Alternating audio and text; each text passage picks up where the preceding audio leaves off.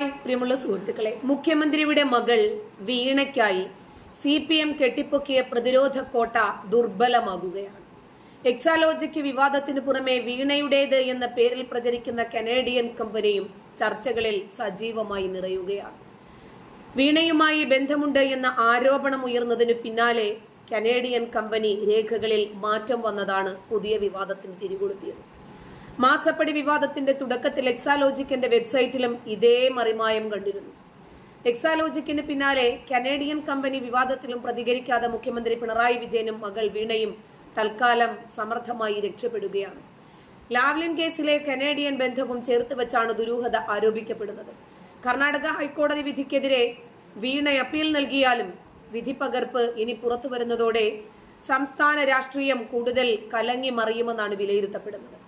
SFIO അന്വേഷണം സംബന്ധിച്ച് കഴിഞ്ഞ 12-ാം തീയതി 1.5 മണിക്കൂറോളം നീണ്ട വാദപ്രതിവാദമാണ് കർണാടക ഹൈക്കോടതിയിൽ നടന്നത്.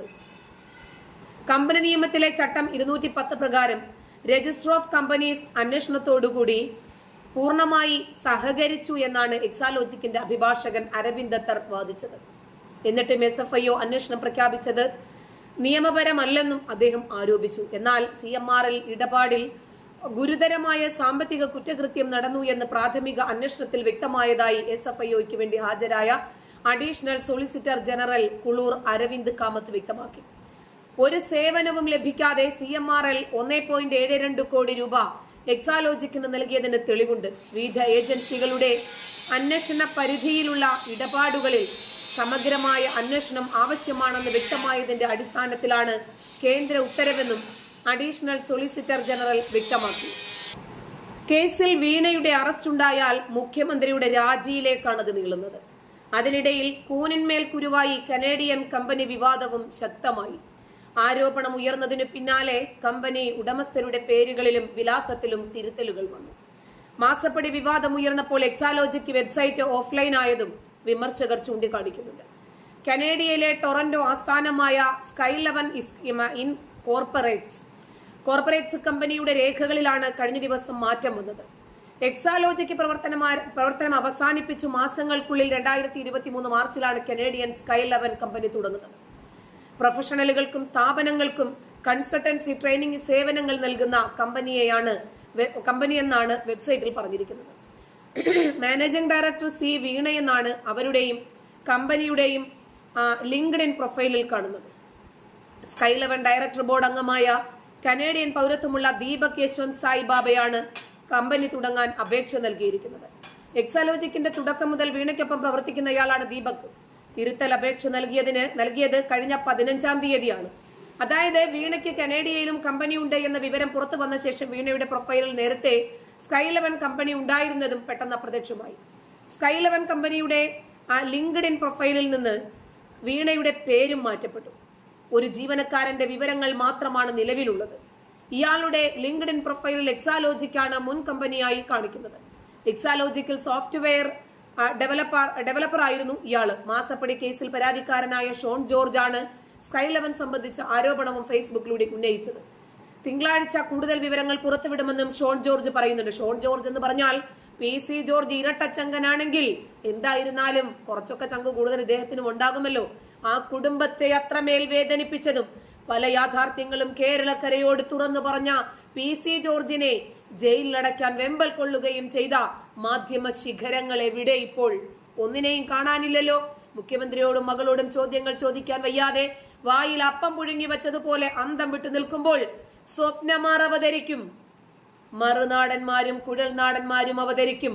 ഇവരെ എല്ലാവരെയും ആവാഹിക്കുന്ന രൂപത്തിലുള്ള ഷോൺ ജോർജ് ശക്തിപ്പെടും. അതായത് ഇനിയും ഈ കാട്ടാള വിഭാഗത്തെ തളയ്ക്കാൻ നരേന്ദ്രമോദി തന്നെ അവതരിച്ചിട്ടില്ലെങ്കിൽ ഇവരെ തളയ്ക്കാൻ ഇനിയും ഒരാളാലും സാധ്യമല്ല. അതുകൊണ്ട് കേരളത്തിനും മേലെയാണ് കേന്ദ്രമെന്ന് തെളിയിക്കണമെങ്കിൽ ഇന്ത്യയുടെ രഹസ്യാന്വേഷണ ഏജൻസിയായ റോ തന്നെ അവതരിക്കേണ്ടി വരും. കാരണം എല്ലാ വിദേശ രാജ്യങ്ങളെയും പ്രത്യേകിച്ച് കൊമ്പും തുമ്പിക്കൈയുമുള്ള പാകിസ്ഥാനെയും ചൈനയെയും അടക്കം തളയ്ക്കാൻ റോയ്ക്ക് സാധിച്ചിട്ടുണ്ടെങ്കിൽ ഈ തുക്കടാച്ചി രാഷ്ട്രീയക്കാരെ തളയ്ക്കാനും സാധിക്കും. കേരളത്തെ വിഴുങ്ങിക്കൊണ്ടിരിക്കുന്ന ചീങ്കണ്ണിയാണ് പിണറായി വിജയനും കുടുംബവും എന്ന യാഥാർത്ഥ്യം ഇന്ന് കേരളം മുഴുവനും പറയുകയാണ്.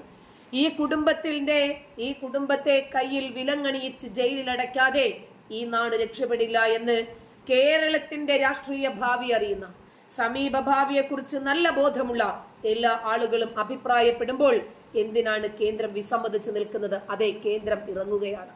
റോ ഇറങ്ങുകയാണ് ഒരപ്പനെയും മോളെയും തീരിട്ട് കുടുംബത്തെയും തളയ്ക്കാൻ. വീണ വിജയന് കാനഡയിൽ കമ്പനി ഉണ്ടെന്ന വാർത്തകൾ വന്നതിന് പിന്നാലെ കനേഡിയൻ കമ്പനിയുടെ മാനേജിംഗ് ഡയറക്ടറെ അടക്കം മാറ്റിയിരിക്കുകയാണല്ലോ. ഇതോടെ കനേഡിയൻ കമ്പനിയും ഏറെ സംശയ നിഴലിൽ ആകുകയാണ്. കാനഡയിൽ കമ്പനി ഉണ്ടെന്ന വിവരം പുറത്തു വന്നതോടെ കാനഡിയൻ കമ്പനിയുടെ മാനേജിംഗ് ഡയറക്ടറെ അടക്കമാണ് മാറ്റിയത്. 2020 അതായത് കള്ളി വെളിച്ചത്താകത്തില്ലേ, അതുകൊണ്ട് തൽക്കാലം മുമ്പ് ചില ആളുകളൊക്കെ അങ്ങനെ പലപ്പോഴും പല വിധത്തിലും ചെയ്യാറുണ്ട്. പിടിക്കപ്പെടാതിരിക്കാൻ ഇങ്ങനെ പ്രൊഫൈലുകൾ മാറ്റി, അതൊക്കെ പിടിക്കപ്പെടില്ലേ? എന്തായിരുന്നാലും വീണയുടെ കമ്പനിയെ സംബന്ധിച്ച സകല രേഖകളും പരാതിക്കാരനായ ഷോൺ ജോർജ് ശേഖരിക്കാതിരിക്കുമോ? വിമർശകനായ കുഴൽനാടന്റെ കയ്യിൽ ഇല്ലാതിരിക്കുമോ? ഈ കമ്പനി തുടങ്ങുന്നത്. അതായത് എക്സാലോജിക് കൂട്ടിയതിനു ശേഷം പണം വെളുപ്പിക്കാനായി തുടങ്ങിയ അടുത്ത ഷെൽ കമ്പനി എന്ന രീതിയിലാണ് ഇതിനെയും വിലയിരുത്തുന്നത്. പിണറായിയും വീണയും അല്ലെങ്കിൽ പിണറായി കുടുംബം വിദേശത്തേക്കാണ് പണം കടത്തിയതെന്നാണ് പറയപ്പെടുന്നത്.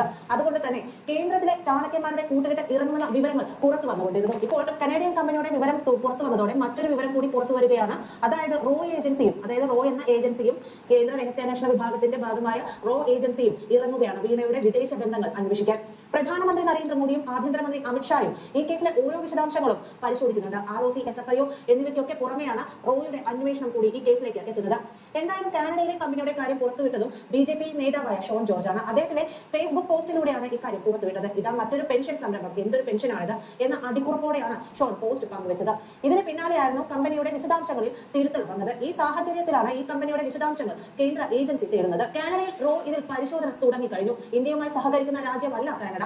കുറ്റവാളികളെ കൈമാറുന്ന നിയമവും കാനഡയുമായി ഇന്ത്യക്കില്ല. പഞ്ചാബ് വിഘടനം. കാനഡയും ഇന്ത്യയും തമ്മിൽ വളരെ നല്ല ബന്ധമായിരുന്നു. സിഖ് വിഘടനവാദി നേതാവായ ഹർദീപ് സിംഗ് നിജാറിന്റെ വധവുമായി ബന്ധപ്പെട്ട് ഇന്ത്യയെ അനാവശ്യമായ ആരോപണത്തിലേക്കാണ് നമ്മുടെ ട്രൂഡോ കൊണ്ടുവന്നിട്ടത്. അതോടുകൂടി ഇന്ത്യ ചൊടിച്ചു. ഒരു വിധത്തിലും കാനഡയോട് യോജിക്കാൻ ഇന്ത്യ തയ്യാറായിരുന്നില്ല. കാരണം എല്ലാ കാലത്തും ഭീകരവാദത്തിനും തീവ്രവാദികൾക്കുമെതിരെ പടപൊരുതിക്കൊണ്ടിരിക്കുന്ന ഇന്ത്യക്ക് ഒരിക്കലും സിഖ് ഭീകരരോട് യോജിക്കാൻ കഴിയില്ല.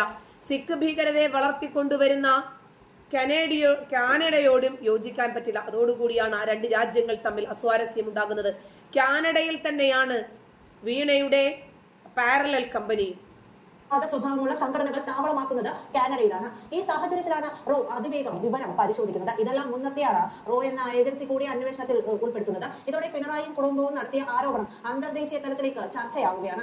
കാനഡയിലെ ടൊറന്റോ ആസ്ഥാനമായി പ്രവർത്തിക്കുന്ന Sky 11 ഇൻകോർപ്പറേറ്റ്സ് എന്ന കമ്പനിയുടെ ഡയറക്ടർഷിപ്പിലും വിലാസത്തിലുമാണ് കഴിഞ്ഞ ദിവസം മാറ്റം വരുത്തിയത്. എക്സാലോജിക് മരവിപ്പിച്ച മാസങ്ങൾക്കുള്ളിലാണ് കാനഡയിൽ Sky 11 കമ്പനി തുടങ്ങിയത്. കാനഡയിലെ ടൊറന്റോ ആസ്ഥാനമായി 2023 മാർച്ചിലാണ് Sky 11 എന്ന കമ്പനി തുടങ്ങുന്നത്. പ്രൊഫഷണലുകൾക്കും സ്ഥാപനങ്ങൾക്കും കൺസൾട്ടൻസി ട്രെയിനിങ് സേവനങ്ങൾ നൽകുന്ന കമ്പനി എന്നാണ് വെബ്സൈറ്റിൽ കാണിക്കുന്നത്. ഏത് സാഹചര്യത്തിലാണ് ഇതെന്ന് കണ്ടെത്താനാണ് റോയുടെ ശ്രമം. വീണ വിജയന്റെ കാനഡയിലെ സ്ഥാപനം രജിസ്റ്റർ ചെയ്ത വീടിന്റെ ചിത്രവും ഒക്കെ പുറത്തു വന്നിരുന്നു. ദി Sky 11 ഇൻകോർപ്പറേറ്റഡ് എന്ന കമ്പനിയുടെ ഔദ്യോഗിക നമ്പർ 14898346 എന്നതാണ്. ഇതിൽ മാനേജിംഗ് ഡയറക്ടർ അടക്കം ഒറ്റ ദിവസം കൊണ്ട് മാറുകയായിരുന്നു. ഒരു റെസിഡൻഷ്യൽ കോംപ്ലക്സിലാണ് ഈ അഡ്രസ് ഉള്ളത്. പൊതുജനങ്ങളെ പ്രവേശിപ്പിക്കാത്ത അതീവ സുരക്ഷിതമായ റെസിഡൻഷ്യൽ പ്രദേശം. അവിടെ ബിസിനസ് സ്ഥാപനമൊന്നും ഇല്ലെന്നും കാനഡക്കാരായ ആളുകൾ മാത്രമേ ഉള്ളൂ എന്നുമാണ് വിവരം. ഇവിടുത്തെ വിലാസം വഴി ആരെങ്കിലും കമ്പനി രജിസ്റ്റർ ചെയ്തിരിക്കാമെന്നാണ് അവർ നൽകുന്ന സൂചന.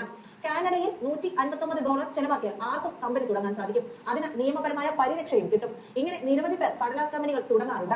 കമ്പനികളുടെ ലിസ്റ്റിലേക്കാണ് ഈ കമ്പനിയെയും ഉൾപ്പെടുത്തുന്നത്. ലാവ്ലിൻ കമ്പനിയുടെ ആസ്ഥാനമാണ് കാനഡ എന്നത് ഓർക്കേണ്ടതുണ്ട്. ഇവിടെയാണ് വീണയുമായി ബന്ധമുള്ള കമ്പനി എന്നതാണ് വസ്തുത. കാനഡയിൽ 2023 വീണ കമ്പനി ഉണ്ടാക്കിയത്. അങ്ങനെ വന്നാൽ എക്സോലോജിക് എന്ന കമ്പനി കൂട്ടിയതിനു ശേഷം ലാവ്ലിന്റെ ആസ്ഥാനമായ കാനഡയിൽ കമ്പനി തുടങ്ങി എന്നതാണ് വസ്തുത. അപ്പോൾ ഇതിന് പിന്നിൽ ഇതുമായി ബന്ധപ്പെട്ട പലരുടെയും നീക്കുപോക്കുകൾ നടന്നിട്ടുണ്ടാകും എന്നും കരുതേണ്ടതുണ്ട്. ഇതെല്ലാം റോ അന്വേഷണത്തെ കൂടുതൽ ശ്രദ്ധേയമാക്കും. Sky 11 കുറിച്ച് വിവരങ്ങൾ നൽകുന്ന പ്രൊഫഷണൽ വെബ്സൈറ്റുകൾ പ്രകാരം കമ്പനി മാനേജിംഗ് ഡയറക്ടർ വീണ ടി ആയിരുന്നു. വീണയുടെയും Sky 11ന്റെയും ലിങ്ക്ഡ്ഇൻ പ്രൊഫൈലിലും ഇത് കാണാമായിരുന്നു. വിവരം പുറത്തു വന്നതിന് പിന്നാലെയാണ് കമ്പനി ഡയറക്ടർഷിപ്പിലും അഡ്രസ്സിലും മാറ്റം വരുത്തിയത്.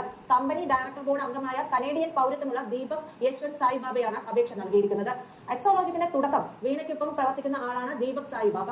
കനേഡിയൻ സർക്കാരിന്റെ വെബ്സൈറ്റിൽ നിന്നും തന്നെയാണ് ഈ അപേക്ഷ കിട്ടിയതെന്ന തരത്തിലാണ് മാധ്യമ വാർത്തകൾ. ഇതിന്റെ ആധികാരികതയാണ് കേന്ദ്ര ഏജൻസികൾ പരിശോധിക്കുന്നത്. തിരുത്തലിന് അപേക്ഷ നൽകിയത് ഫെബ്രുവരി 15 എന്ന പുറത്തു വന്ന രേഖകളിൽ നിന്നും വ്യക്തമാണ്. വീണയുടെയും Sky 11ന്റെയും ലിങ്ക്ഡ്ഇൻ പ്രൊഫൈലുകളിലും മാറ്റം വരുത്തിയിട്ടുണ്ട്. വീണയുടെ ലിങ്ക്ഡ്ഇൻ പ്രൊഫൈലിൽ എത്ര വലിയ മാറ്റം വരുത്തിയാലും ശരി, നരേന്ദ്രമോദിയും അമിത്ഷായും അപ്പോൾ അപ് ടു ടൈം ആയിട്ട് കാര്യങ്ങൾ അന്വേഷിച്ച് വിലയിരുത്തുന്നു. വീണയെയും പിണറായി വിജയനെയും പൂട്ടിയാൽ മാത്രമേ കേരളം എന്ന സംസ്ഥാനം ഈ കാപാലികരുടെ കരങ്ങളിൽ നിന്നും രക്ഷപ്പെടൂ. അതുകൊണ്ട് റോ തന്നെ ഇറങ്ങുകയാണ്. എവിടെ, എന്ത്, എപ്പോൾ, എങ്ങനെ, ആർക്ക്, എത്ര പുറത്തു വരും. നന്ദി.